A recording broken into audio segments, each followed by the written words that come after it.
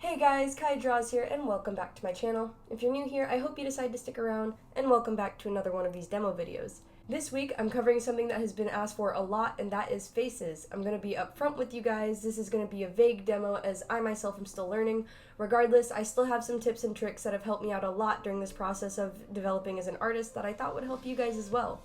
Now, there are two ways I usually go about drawing portraits, whether I'm studying or drawing actual character portraits from imagination, and that is the Loomis method and the way my professor taught me in school, which there isn't really a name for it per se, but I find this method really fun to use while doing studies. A lot of people are probably wondering, but Kai, why not stick to the Loomis method? It's really popular, it works really well, why change it up?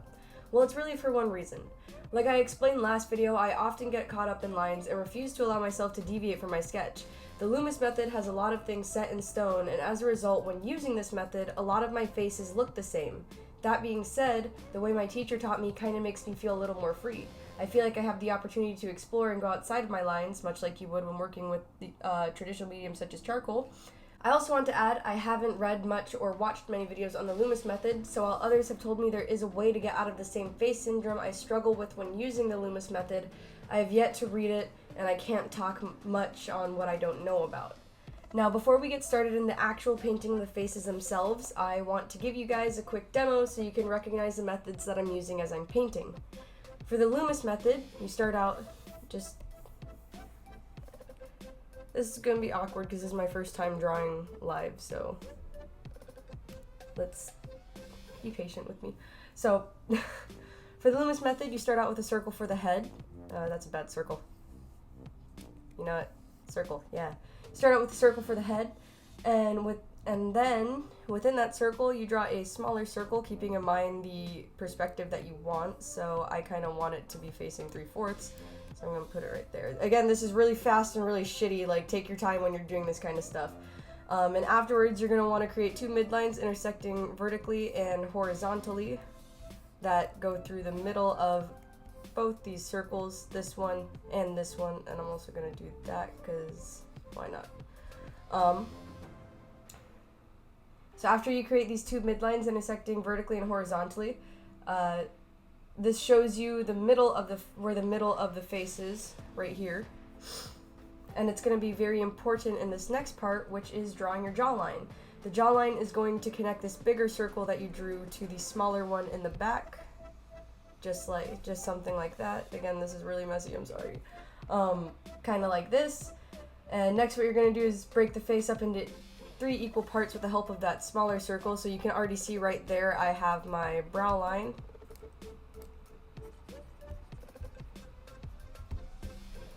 And then the top of this circle indicates where the hairline is. Oh god, this is so messy. I'm nervous. And then the third space is going to be right about there, which marks your nose area.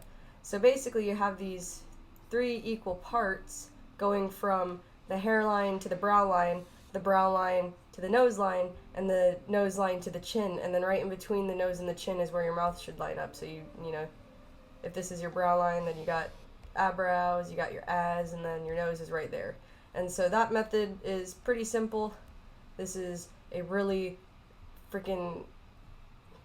this is an extremely dumbed down version of the Loomis method, and it looks horrible, but this is the basic idea of the Loomis method. It's very nice to have these guidelines, of course, and like I said, this is a very dumbed down version of the Loomis head method. So if you guys would like more information on that, you can always check out the Loomis books online. They are free PDFs, and Proco, the freaking god of the art community, has so many videos on this. Everything from how to use the Loomis method in general to how to differentiate faces like I was talking about, and also different face angles, you know, looking up, sideways, down, something that a lot of people struggle with, I myself included. I'm probably going to go check those out. So I'm going to be linking all those things in the description below if you guys want more information on that. Highly recommend reading it. I rambled. The other method that I like using, and this is the one I like using specifically for studies, is a lot more simple. It really relies on one key landmark of the face, a little trapezoid shape in between your eyes. I, for some reason, like referring to that trapezoid shape as the keystone, but that's because I can't remember its actual name.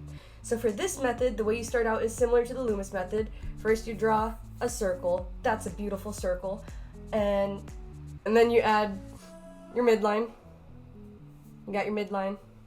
And then you add a jawline, which is a lot more like egg shape and like messy than the Loomis method. This is a lot more precise. This is like whack. This is pretty. So after you do that, you kind of like just guesstimate where everything is. So like I'm gonna say that the brow line is probably about right here, and then there's my trapezoid shape, and then I have eye holes, and now I can break the face up into 3 equal parts in a really disgusting way. But like, yeah, it's a lot more loose, and you know, clearly it looks freaking disgusting, but I like starting out disgusting and then getting into the finer details. That's just how I like to paint. And yeah, that's really the reason why I prefer this method over the Loomis method, is because it's so messy and loose, and I have the ability to get as messy as I want before honing in on those fine details. And I'm going to switch screens now, and we are going to get into the actual painting of faces. So I know I've talked a lot about starting broad and messy and honing in on smaller details a bit these past couple videos, so maybe I should explain what I mean by starting vague and closing in on details you get further along. Looking at the beginning of the sketch, you're probably thinking, wow, how did this blob turn into something actually tangible? And to that I will say, I know, right? One thing I've learned in art school is it's okay to start out with your art looking like a shitty blob of shit. And again, just like last value study, this is 1 layer, only 3 default brushes, just trying to keep this as simple as possible. That being said, one of the things I've been growing to love about art and digital painting and drawing in general is if you mess up, you can change it. Oftentimes, if you watch pro artists paint, their stuff always starts out looking super messy.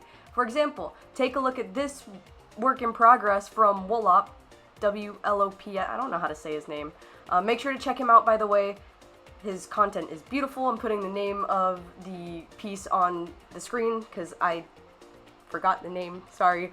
Regardless, many of his paintings start out as blobs of values and shapes, and he slowly builds details up from these very vague forms, and it creates a very tangible and very beautiful piece.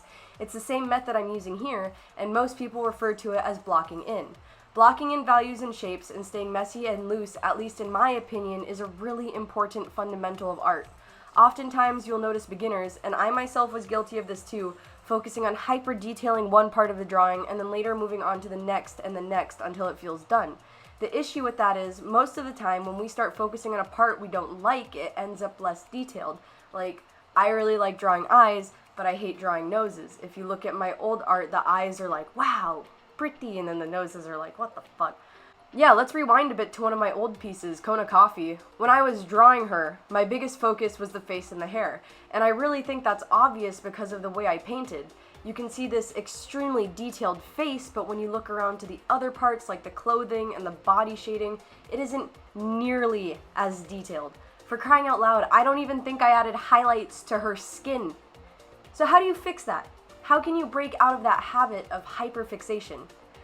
I'm going to go back to my eye example I used before because it seems like that is a very popular one in the art community.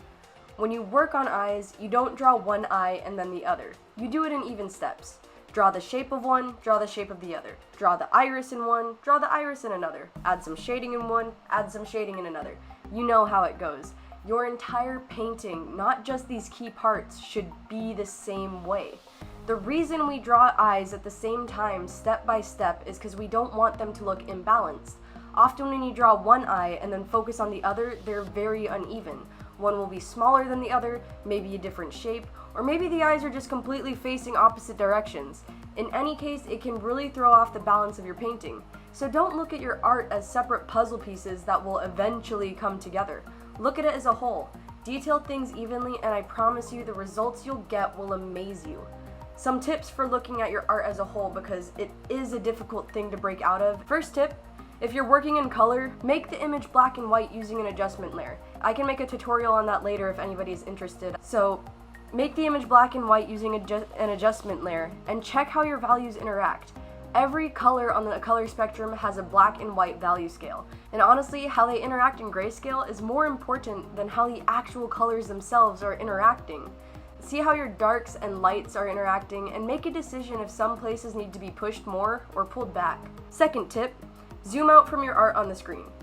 If you can tell what it is from really far away as a thumbnail image, you're doing great. If you can't, that probably means you need to darken some darks or lighten some lights to make shading and shapes clearer. That's the important thing, especially if you're looking at it from a thumbnail, is making sure that each shape has its own body and you can tell the difference between what's foreground and background.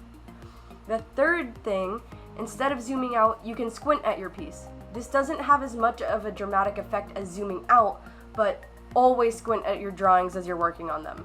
When you do this, it gets rid of line and allows you to see how shape and values and forms are interacting with one another, which is very important for everything from landscape compositions to, yes, even portraits. Because if you squint at a portrait and you notice like, wow, I can recognize half of this person's face, but the other half is looking muddy, then you should go back and fix that muddy part, maybe tighten it up a little bit more, add some more details, because then when you squint at it again, even though you're squinting and your vision is blurry, you can still see, that's an eye, that's an ear, that's hair strands. It's not like, what the hell am I looking at? You know, and that's really important in art. Going off of that, the other thing I will say about doing portraits, especially value studies, is don't fear your darks and lights. Like I brought up in my landscape episode 2 weeks ago, beginning artists, myself included, tend to fear really dark values and really light ones as well. Unless we're adding highlights, of course, because everyone knows highlights are just so much fun. Reaching out of your comfort zone of midtones and expanding your use of dark and light values can take your art to a whole nother level and really just make it pop. It makes it look alive, because the thing, like, in a real life space, we're not just all one shade of gray. We have like 20 million shades of gray if we were to put the entire world in grayscale. It's not just midtones. There's darks, there's dark darks, there's lights, there's midtones, there's a full spectrum, and use that to your advantage to make your pieces look freaking amazing. Just look at these old portrait studies compared to the newer ones. You can see getting comfortable in your value spectrum can really make a world of difference in how realistic your art is. I'm not gonna lie, the old stuff does, it does look pretty good, but it's just lacking that life because it doesn't have those darker values. Values are important. Do value studies. Anyway, guys, that's all I gotta say on portraits. If you guys have anything else you guys would like me to touch on in future videos or give demos on, please comment, talk to me about it on Discord or any of my other handles. I'm always to suggestions and helping people out. And I also really enjoy talking to new people, so please don't be afraid to reach out to me and make friends. I love it. Thank you all for watching this video. I hope you guys have a wonderful day. Stay artsy.